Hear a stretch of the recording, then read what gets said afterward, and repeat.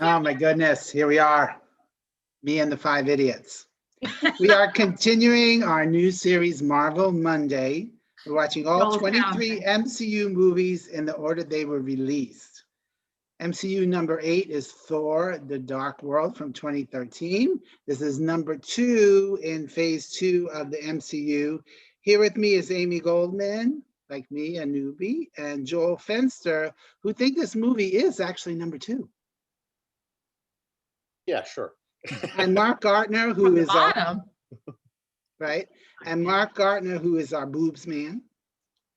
And joining us again is Annie King, and back this week, Nick Prescott, aka Nick the Brit. And all 6 of us watched. Oh, and he's got his hammer. How's your hammer? It's hammer time.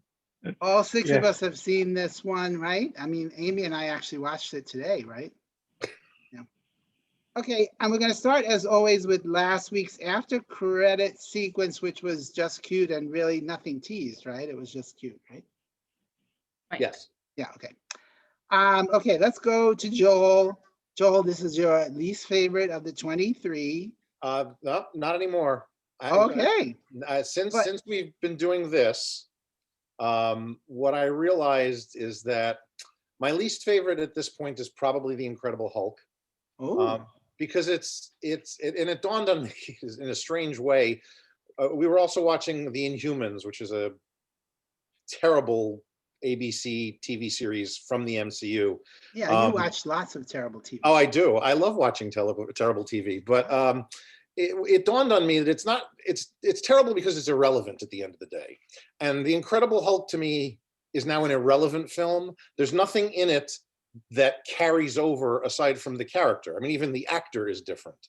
So I didn't enjoy it as much as I did the last time I saw it. It's watching it this time, and I'll admit that Are you still on The Incredible Hulk? You didn't enjoy as much? Oh, correct. Whereas this movie, I don't want to say I enjoyed it more than the last time I saw it, but I appreciated it a little bit more than the last time I saw it. Well, even Chris Hemsworth said, and I am quoting now, he said, meh. Yeah, it is meh. That's what he said. I found when I looked at Rotten Tomatoes and then I went through all the MCUs, and this is now the lowest rated one we're going to even come close to. Only one more movie coming up is even in the 70s. Everything else is 80s, 90s, and this was in the 60s. So we got some good shit ahead. Yeah. So, okay, the film begins with the dark elves in the dark world, and it has some serious Lord of the Rings envy, definitely. And so one of them says, bury it deep, somewhere no one will ever find it, because that always works. He said, bury it deep. Bury it deep. I'm biting my tongue. And then Odin says, finally, the 9 realms are at peace. Let's leave it at that. The movie could have ended. I was just going to say, and scene. But no. And scene. And we do actually see boobs, but unfortunately for Mark, they belong to Chris Hemsworth. Oh my God. And then we see Stellan Skarsgård's boobs, and the boobometer goes to -50 for Mark, right? Way down. And again in this movie, like last week, not much references to the Avengers, except Jane does say, I saw you on TV, you were in New York. Right. Why didn't you call? Yeah, you couldn't recall. Yeah. I mean, right. If she can get a phone call in the cave of the other world, yeah, he certainly could have called. The other reference, well, the other associated reference is at the end when everything's going crazy and everybody that's in the Naval War College in Greenwich, and Jane and Eric are running through, and they're like, "You got to get out of here," and they're like, "No, Thor's out there. He's got his hammer and everything." If it wasn't for the Avengers, they'd have no idea who he was. Oh, right, because they do that little, TV thing. Yeah. And so Jane absorbs the ether, which is the new Tesseract of this movie. Tesseract. And, what? Tesseract. Yeah. And Thor takes her to Asgard. Why is it? Asgard. Why is it when Thor touches her, nothing happens to him? He's Thor. Other people are blowing up, and He's the god of thunder. The rest of them are just, god of, lint and stuff like that. it's another comic book thing. Just accept it. Sure, why not? I had nothing. Yeah. And I totally thought of Attack of the Clones when they went out on the balcony in Asgard. I'm like, all she needs is some crazy hair, and she's Padme right there. Well, it was definitely very Star Warsy, this movie, with the fighter, Yes. planes Yeah. and especially with Natalie Portman in it too. Like, Right. And I I was can't believe you said that because all the time with the spaceships, I thought these are like TIE fighters just zooming in and out. That's funny. It had But elements of the this- Chronicles of Riddick as well, which I don't think is necessarily a flattering comparison. Sounds, Well, the it makes sounds, sense though, then that I'm honestly- wearing this then. Right. Yeah. And for me, it also, the opening narration that Odin gives to me reeks of David Lynch's Dune. It's like, if you have to explain everything through expositional dialogue over a flashback at the beginning of the film, you're already in screenwriting hell. So Yeah, but then they explain it a second time later on. exactly. I'm like, exactly. wait a minute, we already knew this. What, do you Exactly. think we fell asleep? Okay, I might have, but I don't think I did. Yeah, I thought it was Alright. pretty weak writing. So the dark elves speak to each other in Klingon, I'm assuming. Dark And then Elvish. in what? Elvish? Dark Dark Elvish. Elvish. I don't know. I like it. And then they learn about the convergence, which is a rare alignment of the 9 realms that we've been described to before in other movies. And as the event approaches, portals linking the worlds appear at random. That's a plot device. Okay, so Renee Russo finally gets a kick-ass scene, and then she gets killed, that friggin' sucked. Yeah. right? Mm. I mean, they can cure everybody else. They would have brought something else out, and they would have been, no, he's really alive. No, she's really dead. well, But they I'm- needed that. They needed Or is that. she?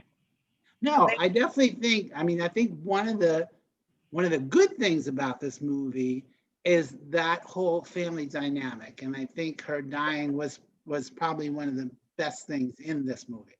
They needed that for the brothers to bond together. Right, right. Yeah. And then he dies. So it was that part of it, I think, was actually the best part of the movie. And so, and then of course, Loki is even upset that the mom is dead, even though he's like, you're not my mom. And he's dead. So now, like every other movie, this time it's personal. Right? And then we see Stellan Skarsgård, and his hair is messy, so we know he's crazy, right? Exactly. And of course, he's not talking to a classroom because it took way too long. That's like in every sitcom. As soon as the camera turns, you see they're not where you thought they were going to be. Yeah, yeah. And this is where Stan Lee shows up. And does this now, I don't know, does it start taking you out of the movie now with him? I hate every time he's in it. I think it's just so stupid, and his acting is so pathetic. He's horrible. It's just so There- silly to me. I mean, it's cute, if I was him, I would love it. Yeah. There So are, it's cute. I appreciate it. It's just It's the fun thing to look for in every movie. you look for it, yeah. Yeah. and admittedly, there are some that are going to be better than Yeah. others Mhm. for different reasons without giving away what they involve and stuff. Like, this one is just kind of goofy. I liked his appearance in Captain America. It made sense. Honestly, his best cameo in a Marvel movie isn't even part of the MCU. He played the mailman in the second Fantastic Four movie, who was an actual character in the comic book. So, yeah, Hmm. but Yeah. They're just kind of, what can My, we my give? favorite so far was when he was the redneck in Thor. yeah, that works too. That was I the remember fun. that. That was Yeah. the funnest. Yeah. Yeah. The one think I my fa- remember the most was drinking in the Hulk. Drinking Yeah. the soda in the refrigerator. My favorite one is yet to come. Yeah. Assuming we're doing in release order, not timeline order, in which case it would be behind us already. Yes. I know exactly what you mean. Yeah. Yeah. Okay, so now Thor needs Loki's help. Of course he does. And they go off to Fart Elfheim, what is it? Who Scott cares? Elfheim? Times. Scartfeld? Dark I Elf don't know. World. Just call it Dark Elf World and move on. Dark Elf World. And the Captain America bit was funny. Oh, yeah, that was great. But that now brings me back to again was, okay, where are the fucking Avengers, for fuck's sake? Doctor Who is going to destroy the entire universe and not one Avenger is going to get involved. No, I'm okay. Go ahead, you got this. He's got this. You got this one. Well, he was disguising himself because he was using Terrence Stamp's voice from Superman 2. Okay, I did not even know that it was him, Chris Eccleston, until the credits. I had no idea he was in this movie. I had no idea until you just said it. Who did he Yeah, say? he's Yeah. Doctor Who, the one you're watching right now. No, I know he's Doctor Who. Who was he in this movie? He was Now, Maleficent. He's the Maleficent. bad guy. He was And- Maleficent? I had no idea. Yeah. And he was not the only person from a Doctor Who episode. Does Joel know the other one? Yes, I do. Yeah. Who's the other one? In the flashback sequence when Thor's grandfather defeats the Dark Elves. Thor's grandfather is played by Tony Curran, who played Vincent Van Gogh in a Doctor Who episode recently. And that episode I actually saw and loved, and that's when I said I got to start watching this show. It's one of my favorites. A great episode. Oh my god! Anyway, Nerd alert. yeah. Nerd alert. Oh, that was That's great. all I was thinking when we went to see the Van Gogh exhibit. Oh really? Was Doctor Who. That's all I was thinking. All right, so yeah, I did not know it was him until the credits came up. I also did not know that Zachary Levi was in the movie I mean, until the credits. Yeah. Well, you know, Did not recognize him. he was supposed to be in the previous Thor, but that season of Chuck that was airing got extended and he had to drop out and they brought in Joshua Dallas. When they went to make this movie, Joshua Dallas was too involved in Once Upon a Time on ABC. So they brought back Zachary Levi because Chuck was over with. So oh, that's cool. I wonder if he can still be in any future movies though, because now that he's Shazam, is you there know gonna as be, well as I do, it doesn't matter after Ragnarok.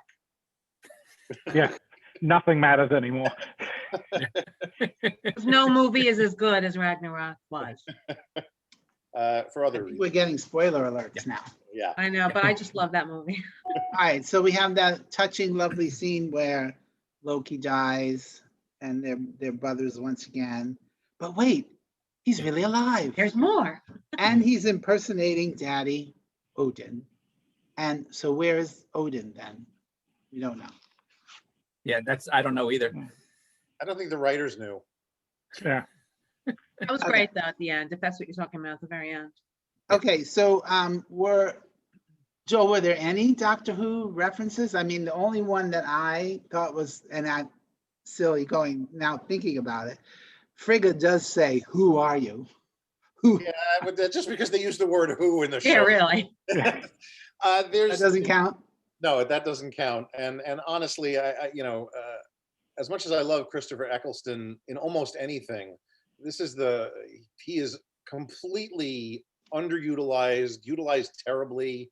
I hate him in this movie because he's boring. He's the most boring villain. Yeah, in the Marvel I universe. definitely have to agree. I mean, he was just moody and not interesting. Not interesting. I think they cut a lot of the character's backstory to get the film under 2 hours, even though it still feels like it's 40 minutes too long. But, you know. Okay, so I agree. I think Thor the Dark World is my least favorite so far, definitely. The villain's not interesting. The jokes are heavy-handed. And the biggest sin that any movie can make, and Joel will agree with me, it's boring. And that's why I was kind of watching it this morning. And so I'm going to go with 2.5 stars on this one. Whoa. Yeah, I just can't. Annie, what do you think? I'm at 3 because I just love the Thor movies. I really like them as standalones. Although there was a lot for me about like the whole Star Wars and how he cut off his hand, like Luke Skywalker. Right. Oh yeah. And Even that's not the first weapons. time this happened, right? Didn't somebody else's arm get cut off? I don't Mark remember. Hamill's in Empire Strikes Back. Yeah. But Wait, the- wait. What I, Infinity War. Oh, I know I'd seen it. Yeah, I just love how Annie, you're so good always every week at finding symbolism from so many other movies. I didn't even think of that except the TIE fighters, but that's great with the arm cutting off, Yeah, yeah, yeah. yeah. there's- whether it was intentional or not. I think it Right. was. I Yeah. think Kevin Feige is very much a fan of the Star Wars thing. Right. So, and you know, especially with Natalie Portman in there Yeah. as Yeah. a love interest, also, I'm like, oh, it's like watching Star Wars kind of thing. But I did And like not it. much better. Yeah. Then episode 1. Oof.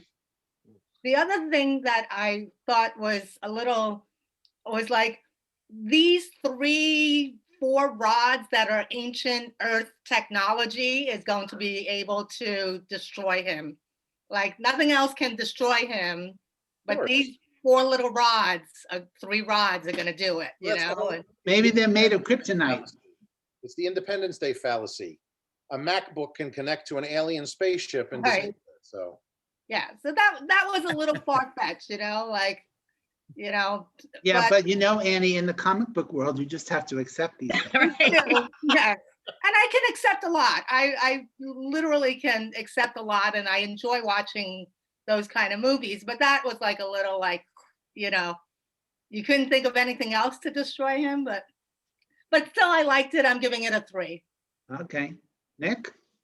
I'm going to give it a 2.5 because I honestly think that it's a lot of aspects of it are a wasted opportunity. There are elements of it that if you take them individually, they're great scenes. So it's either great action or the dialogue is great, but I think the whole thing was just edited very badly. And I echo what Joel said as well. I mean, you've got somebody like Christopher Eccleston, who honestly was a more imposing villain in his terrible villain role in Gone in 60 Seconds. And you've also, you know, the way the ships come down and everything. I mean, I mentioned earlier Chronicles of Riddick, and that was, you know, a ridiculous movie in itself, but the villains were far more imposing in that movie than they were in this one. And you've got, you know, one of the most powerful beings in the universe as the opponent here. I also felt like there's been no mention of these dark elves, and all of a sudden it's like, hang on, well, we had the frost giants, and now we dealt with the frost giants, and it just felt like you had this potential universe-ending incident that they kind of just shoehorned into this movie when you just had the Avengers with a potential universe-ending incident, and we know that there's other things going on. And I don't think they don't clearly explain what the ether is, how it can be harnessed or anything like that. It's just like, well, it's stuck here and it's trapped, but now it's not trapped. And now it's in Jane, but now it's not in Jane. And it's like, well, what the hell is this thing? So and I think Joel It's mentioned one of earlier, the Infinity Stones. Do you as we know find out, nothing? No later, idea. Yeah. I think a better movie was left on the cutting room floor. Oh. First time I watched it, I probably wouldn't even have given it 2.5, but it does have enough pieces in there, and it is a crucial part of the overall series. Yeah, Um, I definitely think, again, you all have the hindsight of having seen it and going back and seeing it again and seeing where they either place these things for you to come up later, or they embellished on them later. So they can resonate. So, but just watching it without knowing anything else, I'm like, Yeah. Mark. And honestly, and if Oh. Christopher Eccleston was going to use Terrence Stamp's voice, he could at least have instructed somebody to kneel at one point. Ah, nice. That went right here. Kneel before Zod. Yeah, Kneel for the kneel longest before Oh, was Zod. that a Superman one? Superman 2. One day your heirs, but for the longest time I thought he said ass, and I was like, that makes Yeah, no sense to me. When as a kid, you Yeah. know. Anyway, Hi, Mark G. All right, I had to write stuff down because I was pretty bored. I'm giving this one 2 3/4 stars, simply because I gave the Hulk 2.5, and I thought this was 1 notch up from the Hulk, but 1 notch down from Iron Man 2, which is my other. That a couple of weeks ago, just as Joel said, you know, I'm kind of revising what I said earlier as well. I know I busted Joel's chops a bit about Iron Man 2 being much worse than this one, but it isn't. This was really boring to me. I found myself not really caring at some points. What was that? What did I write? I actually was rooting for Loki a little bit, and glad Thor finally wised up to him. I hated the masked dark elf minions in the background. They look like that. They look like the sex scene from Eyes Wide Shut when they were wearing all those weird masks, like the faceless I expression. thought you were That's gonna all say rejects from Doctor Who. I never saw Doctor Who. No, they really do look like they got lost on their way to one of those, Sex parties? one of those financial elite sex parties. Which, given where it is in London, probably those things might be taking place, maybe allegedly. I kept saying Fidelio every time they showed up, so I don't know. Yeah. The last bit, I actually thought the best part of the movie was the dude from Bridesmaids who played Jane's blind date. Chris He's hilarious. O'Dowd. I love him in everything he's in. I love that guy. He was I don't have adorable. much else. I don't have You much need else to add. you need to watch Get Shorty. That's on Prime. Yeah. He's very good in that show. Okay. It's Cool. a series. You also need to watch the IT Crowd if you really want to appreciate him. Great show. Oh, okay. He's very Cool. funny. Cool. That's it. I don't have much else to add. You guys already said a lot of it. It was and yeah, Annie, when I was watching it, you were much better with the symbolism, but all I knew was the one cool scene, which was when Heimdall sensed the ship and then jumped off and took it down. I thought that was pretty cool. But yeah, right afterwards, not just did it sounded like Star Wars, like the actual pew pew, the lasers going in and the ships moving around. It sounded right like they just took the sound right from there. So that's it. Aim? Believe it or not, as much as I'm sitting here thinking what I'm thinking about this movie and listening to you all, I'm actually giving it 3 stars because I think when we started, we were doing halves, and until Joel introduced the quarters, and I was like, thank God we could do the quarters. I gave the Hulk 3 stars, and that's my lowest. And I thought, I kind of think I like this one more than the Hulk, so I agree with Joel. The Hulk is here, and here is Thor, and everything else is going to be here, I know. And I found it just a lot of times hard to follow. And then I would go and look at the IMDb plot synopsis, which really isn't great, but it is better than the wiki one. And I was like, oh, like the whole time when Idris Elba's character, I remember, was letting them all just walk across the bridge and invade the planet, because I'm so bad at remembering things, that he had said earlier that he couldn't see stuff. So then I learned that he said later he couldn't see them walking past him. So I was like, why are they here? How is this happening? What is going on? I find some of these movies kind of hard to follow, and that whole learning the superhero thing and remembering names, and there's so many names and there's so many faces. So I don't know. I liked it. I didn't love it. I liked it better than I thought I would, but I didn't really like it that much. Switch on the subtitles. You might find it helps. Close- I have it very loud and I totally understand it. I just don't Yeah. remember. I don't remember faces and names. And when I looked at the synopsis in the first 2 paragraphs, there were like 30 different names of planets and people that are bizarre. I'm like, how am I ever going to remember all of this? And So I you found it a made little- fun of me saying that one of the places was Schwarzalfheim. Oh, because I said to Schwarzer. myself, there's no way there's a place called Far Alfheim. It was know. something, Schwarzhelmheim, something. I find that watching it closed caption helps me a lot. to Wow. follow. But that's what Nick just said, and I mean, I can Yeah. hear it. I just don't remember it. No, But it then you would definitely helps to you would it. see the names printed, so then it would stick with you better. I do watch some things. I do have to put the closed captioning on, and I find that I read the whole thing, and then I have to read really fast and look up to see what's going on. Like I have to do That's too called a much work. foreign film. Maybe you need bifocals. I have bifocals. Shut up. And you're older than me. Joel, do you have bifocals? No. We call them progressives, Frank. Yeah, Oh, 'cause there's- sorry. Yeah. I have trifocals. Me too. I All would right, get it. Joel, the Um, last word in this. the last word in this. No, I'm gonna give it 2 3/4 just because it's I gave the Hulk 2.5 if I remember correctly, and this is just it's a step above that at this Yeah. kind of. A very small step.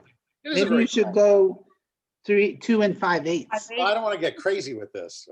Oh, like 3/4 and it's not crazy. Okay, The thing for me that saves it at the end of the day is, as Nick mentioned, or I think you might have mentioned, the relationships within the family, the Odin, Yeah. Loki, Thor, Frigga thing is really what drives this movie for me. After that, it's the relationship with Jane Foster, the comic relief with Eric and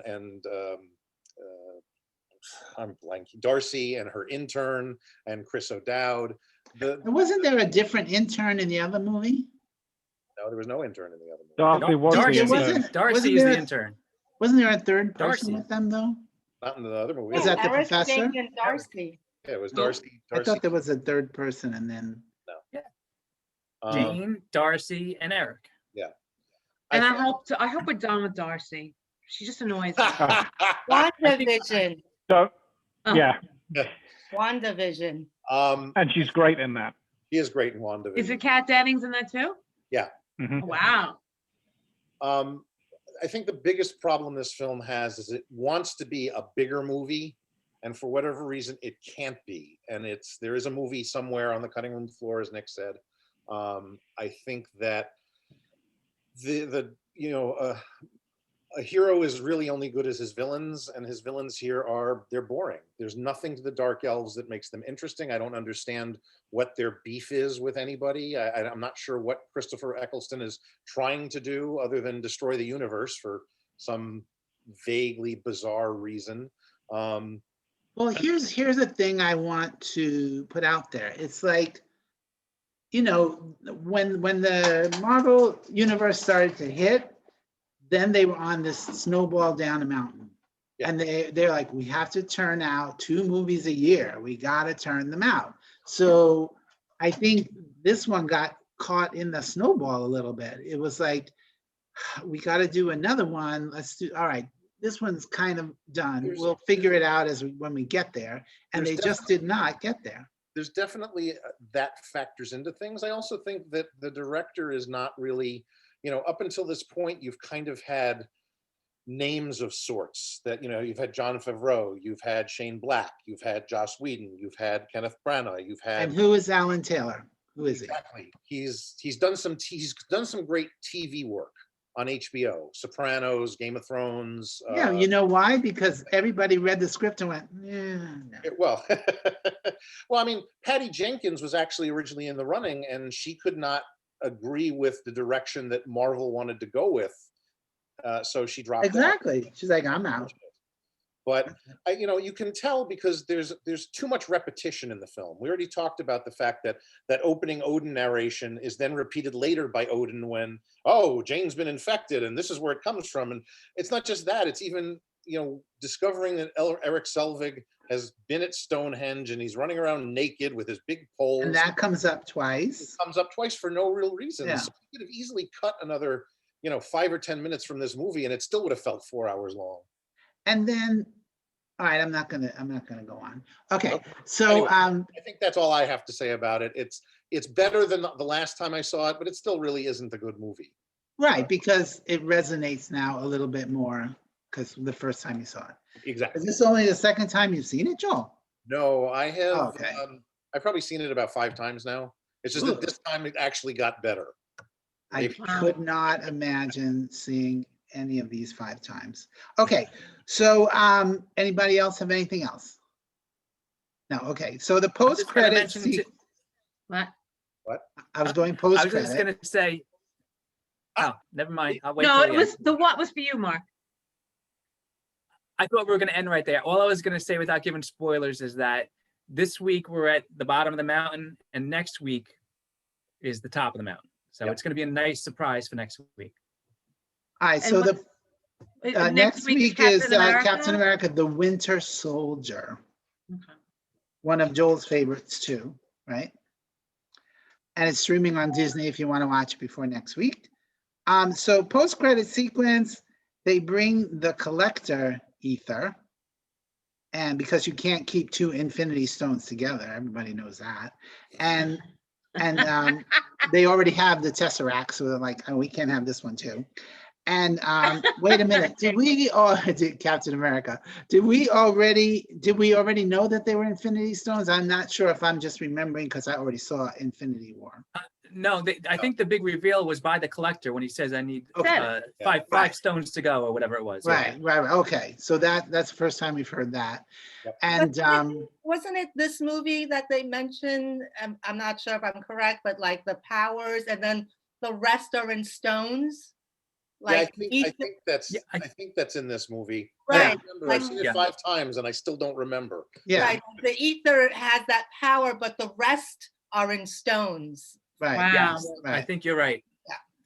And then that's mid-credit sequence. Damn the last movie, but now we have to have 2 post-credit. And then at the very end, we see that the frost monster is still running around London. Yep. Is that gonna come into play? I No, think we've seen just it That a was cute little just tag. Just silly. Yeah. Cute little silly. tag that the monster's still running around. And I guess they decided to destroy London instead of New York one more time, or LA. Like, let's destroy London. They'll get other places, get other chances. You have to spread out the But yeah. And I said this last week, I feel like they're doing a lot more British stuff, which is why Nick loves the series so much. Well, decent amount of the cast is British as well. Yeah, they're like, the British, it's a big audience for them. And it actually makes more money overseas than it does in America. So those action movies. So, all right, cool. That we already said next week is Captain America. Anybody have any last thoughts before we hang up? All right, cool.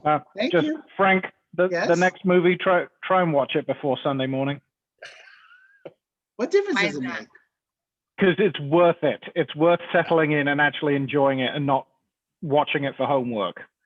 That's funny, 'cause Yeah. Frank and I have both watched the last 3 on Sunday morning, right? Yeah, I don't think. Because I don't do ne- it just so I remember things, not because I Yeah, don't and want I to. don't necessarily see it as homework. If Yeah. I enjoy it, today was a little bit of homework, but if I It was enjoy it, short. I'm sitting there enjoying the movie on the big screen. All right, kids, thank you. Thanks, say goodbye. guys. See you Say next week. goodnight, Gracie. Hey Right. guys. Bye bye.